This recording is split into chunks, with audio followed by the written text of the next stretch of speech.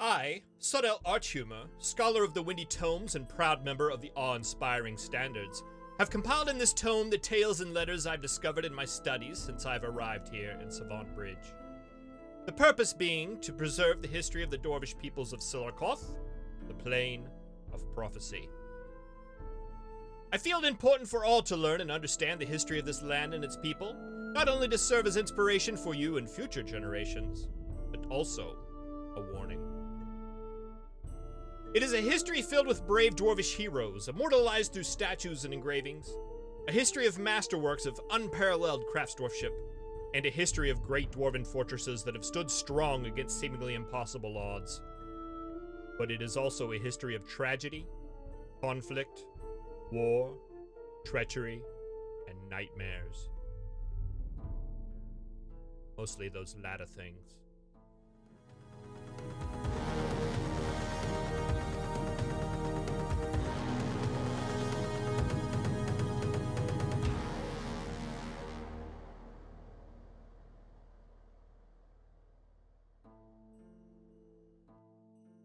Just a quick editor's note. Hi, I'm Kitch, and you are watching me play Dwarf Fortress. Dwarf Fortress is an amazing game, my favorite game of all time. Recently, I came to the realization that I'd forgotten just how deep this game gets. It's easy to overlook, while directing your dwarves to dig out large rooms and haul rocks, that the world you're playing in has its own history, and at any time, you're playing just a small part of it. Your actions in-game are of little or no significance to an elf or goblin on the other side of the world. Unless, of course, they are. So in this series, we'll play some Dwarf Fortress mode, we'll play some adventure mode, but we'll also have some Legends mode episodes, such as this, where we delve into the history this world has given us, and try to set up our endeavors in light of that history. The events described in this episode happened. The fortresses, wars, kings, queens, and events mentioned were all pulled from reading Legends mode. A bit of literary license was taken here and there with some of the events, but only, of course, to fill in that little bit of flavor where Legends mode is just a little bit lacking. So yeah, I hope you enjoy the story I discovered while looking into the history of the Syrups of Onslaught, a dwarven civilization in the world of Sil Arkoth. Chapter 1. The North. The story of the dwarves of Sil Arkoth begins as most great stories do, at the beginning. The first dwarves inhabited the mountains in the south, the Hermitic Spinesbeak. They quickly formed into 4 separate clans: the awe-inspiring Standards, the Umbral Fountains, the Blockaded Diamond, and the Syrups of Onslaught. The reason the dwarf Moses Bronze Lances led the Syrups north, while the others remained in the south, are lost to history. Some say there was a fierce quarrel between the first dwarven chieftains. Others suggest it was a natural result of Moses' strong desire for adventure. In the end, it doesn't matter. What is known is that the Syrups made their way far north, into the mountains of the Escorted Tooth. As the 3 southern dwarven kind were establishing their first fortresses, Moses founded the dwarven fortress Judge Letter in the north. Later that same year, 2 small groups left Judge Letter to found the dwarven hillocks of Dented Ink to the west, and Ragholes to the east. The expanding dwarven settlements awoke the Sin of Twigs, a goblin tribe to the southwest. They declared the bloody war against the Syrups. The Syrups stood strong, beating back the attacking goblins in many battles.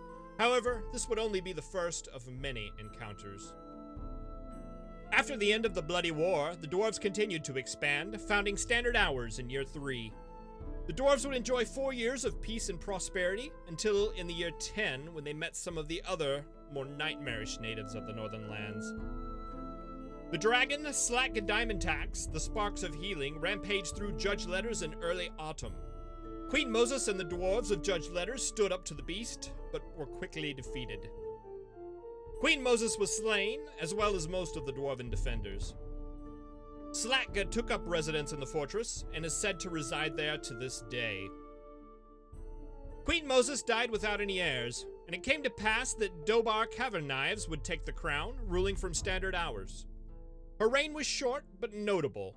She would commission the creation of a new fortress, Pattern City, to the north, but in doing so, her haphazard clearing of the nearby forest would anger the elves to the north, the brushed waxes, and the contained beans. Her less than tactful diplomacy with these two groups led to the start of several wars with the elves that would last for hundreds of years. The wars would claim her life, as well as the lives of many other dwarves, and the blood in the water would attract predators from all over, leading to a long trend of short-lived royalty. Reg Portal Creed, Cattle Bridge Paints, Erval Clasp Rewards, Ubel Traded Still, Tossed Grotto Fountain, all slain by cyclopses, trolls, goblins, and forgotten beasts before they could even get their crowns fitted. Finally, in year 27, Dastot Banded Traded took the crown, and she was able to rally the herding dwarves and offer a bit of stability. While the wars still raged, she was able to put up a defensive front that kept the goblins and elves at bay. Dastot ruled from Pattern City until the year 38, when it was destroyed by the forgotten beast Suet Puzzling Vales, the Crevice of Secreting. She was able to escape to Dented Inked, and she would rule from there while commissioning the Fortress of Pool Stakes to the north to help defend against the elven aggressors. The fortress was completed in the year 41. She would rule for 3 more years, until the Sins of Twigs would attack again, pillaging Dented Inked, and impaling her body on an almondwood spear at the entrance of town.